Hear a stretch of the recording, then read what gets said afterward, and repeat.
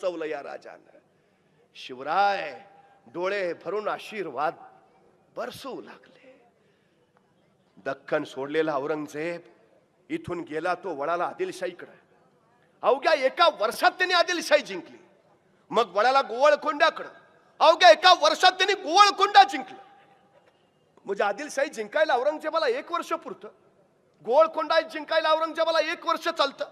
मग स्वराज्य त्याला 9 वर्ष जिंकता येत नाही का? संभाजीराजांमुळे, संभाजीराजांच्या शौर्यामुळे. पण आदिलशाहीने गोवळकोंडा जिंकलेला औरंगजेब आता 2 ग्लुकॉन-डी पिल्यासारखा एनर्जी घेऊन आला वळाला दख्खनकडे. पण त्याला माहिती आहे उघड्या मैदानात संभाजींना पराभूत करणं कठीण. पण त्याच वेळी संभाजीने एक विलक्षण चाल टाकली. संभाजीराजे गोवळकोंड्यात होते त्याच वेळी संभाजीराजाने औरंगजेबाचा मुलगा अकबर त्याला हाताशी धरून एक नवी चाल टाकली. सगळ्यात महत्वाची, त्याने अकबरला सांगितलं की तू इथून सरळ इराणला जा, इराणच्या शाहबाजची मदत घे. 70,000ची इराणची फौज घेऊन तू दिल्लीवर आक्रमण कर. म्हणजे इराणचा शाहबाज जर दिल्लीवर आक्रमण करता झाला असता तर गोवळकोंड्यात लढणारा औरंगजेब दिल्लीच्या रक्षणासाठी महाराष्ट्रात न येता थेट दिल्लीला गेला असता आणि महाराष्ट्र त्याच्या तावडीतनं सुरक्षित राहिला असता. काय विलक्षण चाल होती.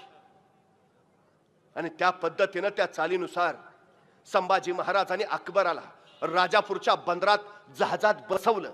इराणला जा, शाहबाजचं सैन्य घे आणि दिल्लीवर आक्रमण कर, म्हणजे औरंगजेब सरळ दिल्लीकडे येईल. संताजी घोरपडेंना त्यांनी उत्तरेत थांबवलं 40,000ची फौज घेऊन.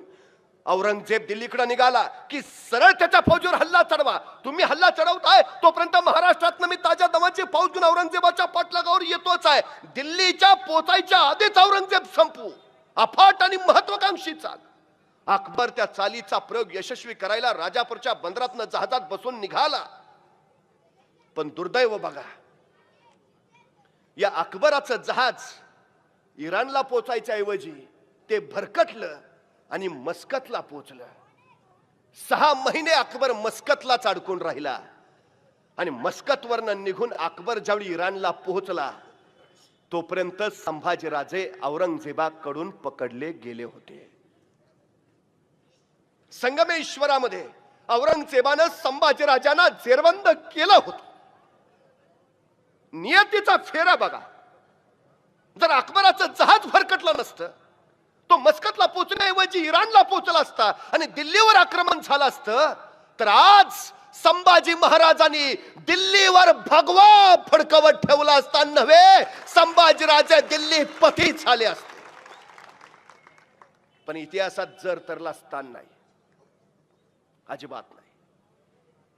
उघड्या मैदानात संभाजींना पराभूत न करू शकणाऱ्या औरंगजेबाने संभाजीराजांना संगमेश्वरात मोजक्या सैन्यांशी असताना पकडलं. बहादूरगडाला आणलं आणि संभाजीराजे गिरफ्तार झाल्याची वार्ता औरंगजेबाला कळाली.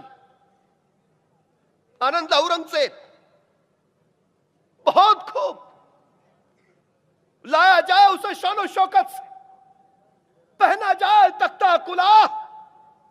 आतापर्यंत मराठेशाहीचा तख्त त्याने आपल्या खांद्यावर पेलला असेल, आता त्याच्या खांद्यावर तख्ता कुला ठेवा. विदूषकी झबली घाला त्यांना. आतापर्यंत मराठेशाहीची भरजरी वस्त्र घातली असतील, आता विदूषकी झबली घाला. आतापर्यंत मराठेशाहीचा मुकुट त्यांनी माथ्यावर मिरवला असेल, आता घुंगरा असलेली विदूषकी टोपी घाला. आतापर्यंत राज अलंकार घातले असतील राजानं, आता पोलाद एक काटेरी साक दंडाने जखडवा. आतापर्यंत राजा घोड्यातून, मेण्यातून, पालखीतून, हत्तीच्या अंबारीतनं गेला असेल, आता उंटाला बांधा. आतापर्यंत राजा आला म्हणून नगारे वाजले असतील, आता ढोल ताशे बडवायला सुरुवात करा. कळू द्या महाराष्ट्राला, शहनशाह हिंदोस्ता आलमगीर गाजी औरंगजेबनी संभाजी गिरफ्तार केलाय.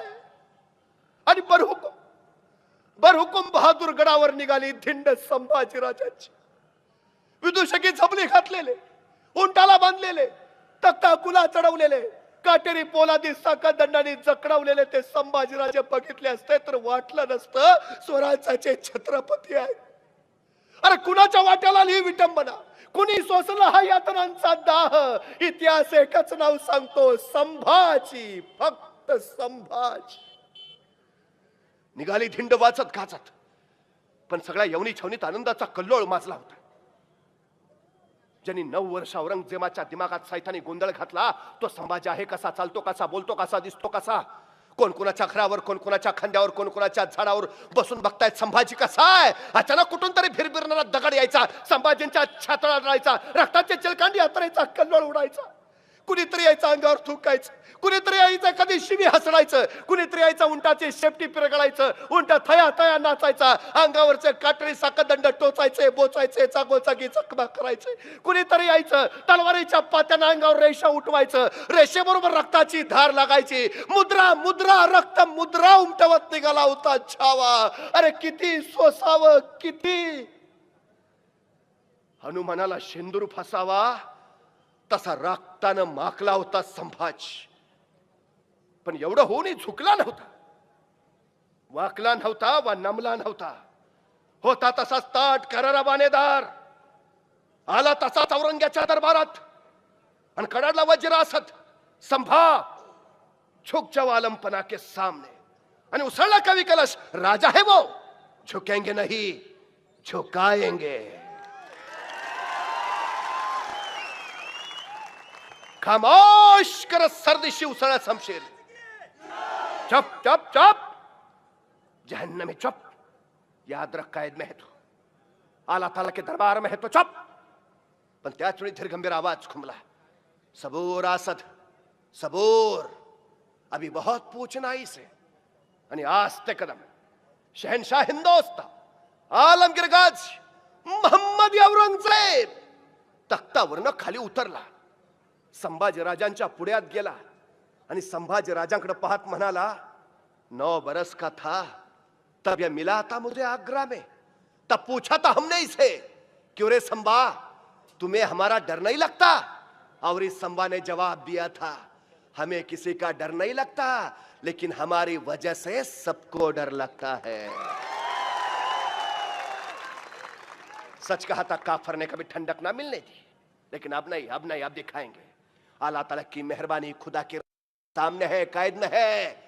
आणि त्या खुदाचे आभार मानायला औरंगजेब गुडघे टेकून खाली बसला. नमाजाच्या रुकाता पडायला लागला आणि नमाजाच्या रुकाता पडणाऱ्या त्या औरंगजेबाकडे बघून संभाजी राजा कवी कलशानं म्हणाला, कवीजी कवी आहात आपण, मग या या या प्रसंगावर सुचते का एखादी कविता.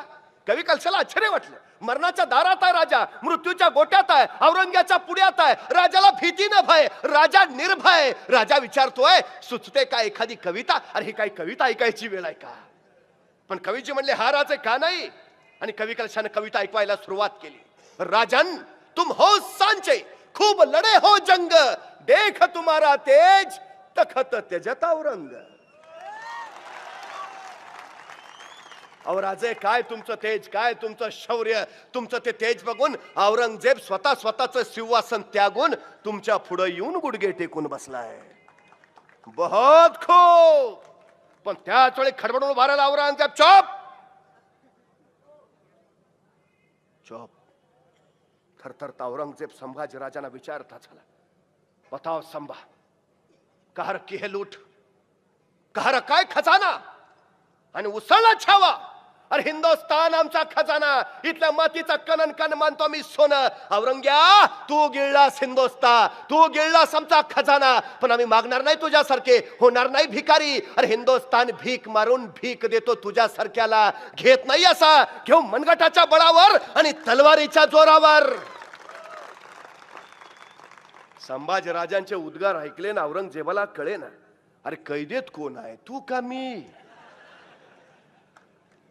पण त्याच वेळी औरंगजेबाने विचारला दुसरा सवाल, बताओ संभा मेरे कौन कौन से सरदार शामिल थे तुम्हें. आणि चौथाला संभाजी, तख्तासाठी रक्तावर उलटणारी जात नाही आमची, आई भवानीचे भूती आम्ही, मातीसाठी सळसळत आमचं इमान, बेईमान नाही होणार. याद राख औरंग, महाराष्ट्राच्या मातीत उभायस तू, इथंच माती करू.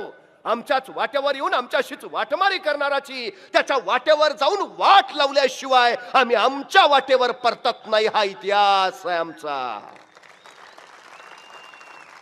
संभाजी राजांचे हे बोल ऐकले आणि पुटपुटला औरंगजेब, ये मरहट्टे क्या खिलाते हैं अपने बच्चों को. क्यों पैदा नहीं हुआ ऐसा एक भी शख्स हमारे जनाने में? अरे हे मराठे आपल्या पोरांना काय खायला घालतात?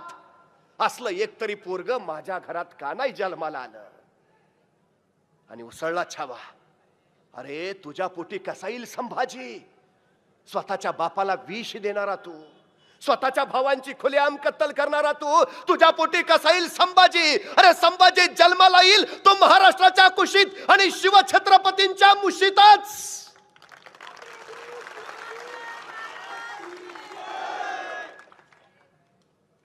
वैतागला औरंगजेब. ले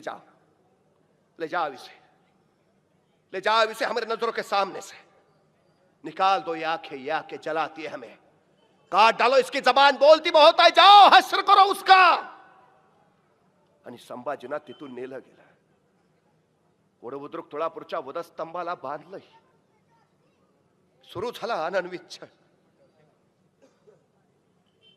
पण औरंगजेब सावध होता.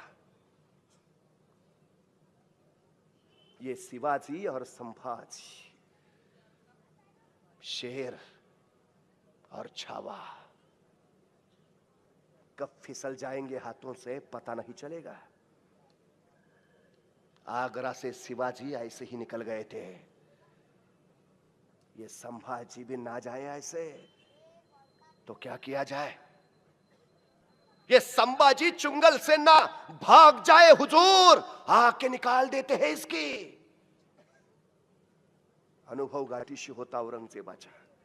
शिवराय आग्र्यातनं निसटण्यात यशस्वी झाले, पण संभाजी आता होता कामा नयेत. सुरू झाला अंमल.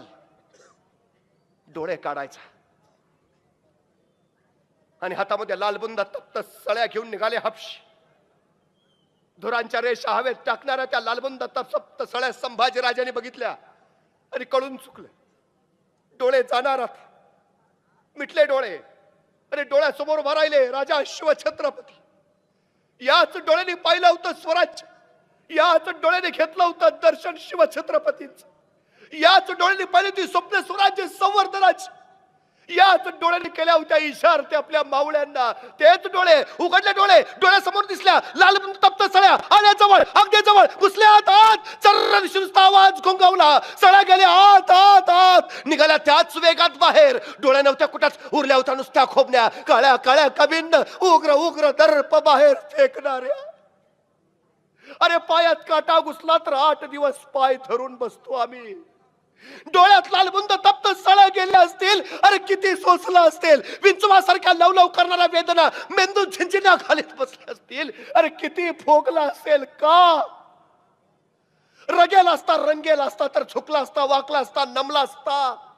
औरंगजेबाला शरण जाऊन आयुष्य मध्ये जगला असता. मग का सोसत राहिला छावा सार? का सहन करत राहिला? स्वराज्य अस्मितेसाठी. आपण शिवछत्रपतींचे पुत्र आहोत या स्वाभिमानासाठी, राष्ट्र धर्मासाठी सोसत राहिला छावा. डोळे निघाले आणि औरंगजेब आपल्या शिलेदारांना विचारत राहिला, क्या हुआ? रोया वो? गिड़गिड़ाया? आएगा हाथ जोड़ते हमारे सामने? देगा किले अपने? क्या बोला वो?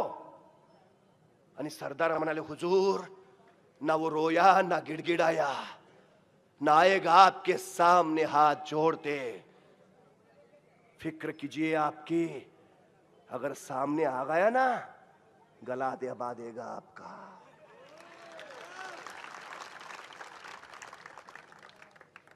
बहुत बक रहा है आपके बारे में, गालियां दे रहा है हुजूर. आणि संतापला औरंगजेब.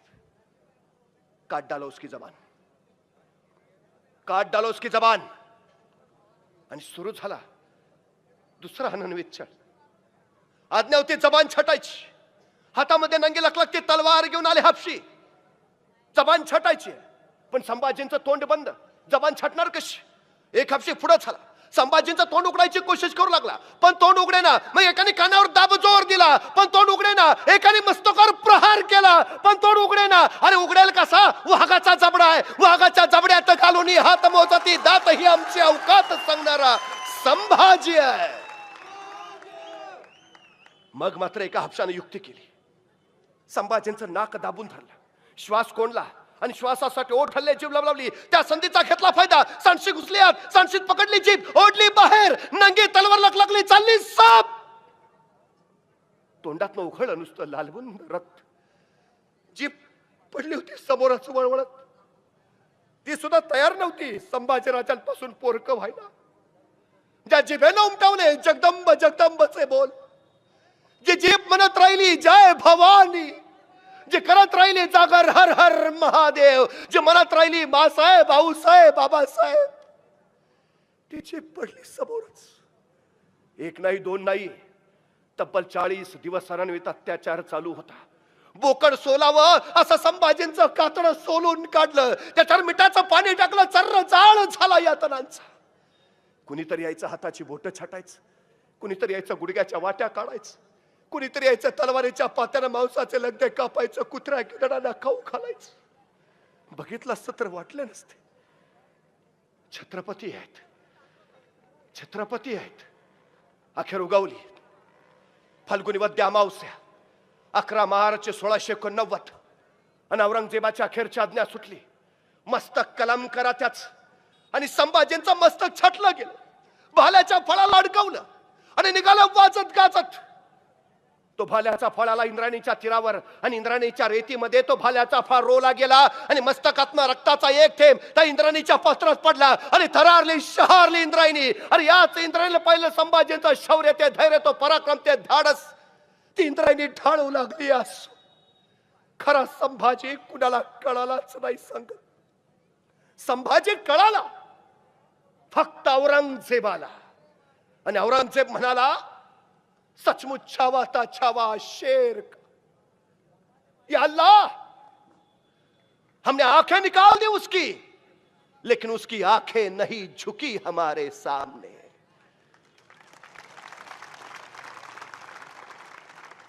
हमने जबान काट दी उसकी, लेकिन उस जबान से उसने मांगे नहीं रहम के 2 लफ्ज.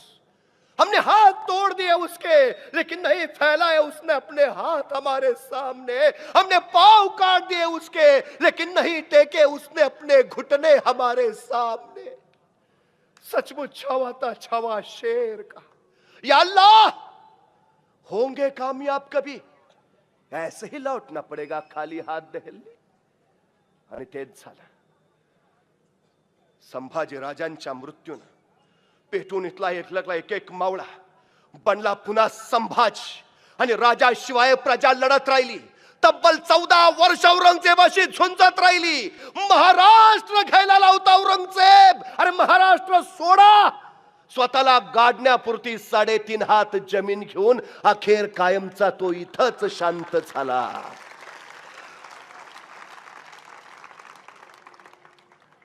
औरंगजेब संभाजी राजांना मारू शकला नाही, अजिबात नाही. संभाजीनी हे स्वतःहून स्वीकारलेलं मरण आहे. कारण स्वराज्याची परिस्थिती अशी होती, संभाजी राजांना माहिती आहे एकदा इथला माणूस पेटला की पुढच्याला पेटवल्याशिवाय शांत बसत नाही. हा माणूस उसळला पाहिजे, या महाराष्ट्रातला मावळा पेटला पाहिजे, तर या शिवछत्रपतींचं स्वराज्य टिकेल. या कळीकळासारख्या औरंगजेबाशी बलाढ्य सामर्थ्याशी झुंज द्यायची असेल तर मुठभर का सेना, पण हे मुठभर विस्तव निखाऱ्यासारखे जर उरावर पडले तर हा औरंग जळेल. आणि हे निखारे कधी होतील? क्रोधातनं, रागातनं. हा क्रोध कधी येईल? तेवढ्यासाठी स्वीकारलं संभाजी राजांनी मरण. आमचा राजा औरंगजेबानी छळ छळ करून मारला. हा क्रोध संभाजी राजांनी इथल्या मातीत पेरला आणि त्यातून इथला मावळा लढायला सिद्ध झाला. हे संभाजी राजांनी स्वतःहून स्वीकारलेलं, स्वराज्याच्या रक्षणासाठी स्वीकारलेलं बलिदान होतं. खरं तर कसं जगावं हे शिवाजी महाराजांनी सांगितलं आणि कसं मरावं हे संभाजी महाराजांनी दाखवलं. सह्याद्रीच्या त्या कड्यावर तो छावा आजही उभा आहे आणि आजही सांगतोय राष्ट्रभक्तीच, राष्ट्रनिष्ठेच, आणि राष्ट्र धर्माचं गुज तो आजही देतोय संदेश. मातीसाठी कसं कुर्बान व्हावं याचा तो आजही देतोय संदेश. राष्ट्रभक्तीचा आणि राष्ट्रनिष्ठेचा. तो संभाजी राजा तुमच्या माझ्या रक्तात उतरावा आणि कृतीतून परत एकदा निर्माण व्हावा अशी अपेक्षा व्यक्त करतो. आपल्या सगळ्यांची रजा घेतो.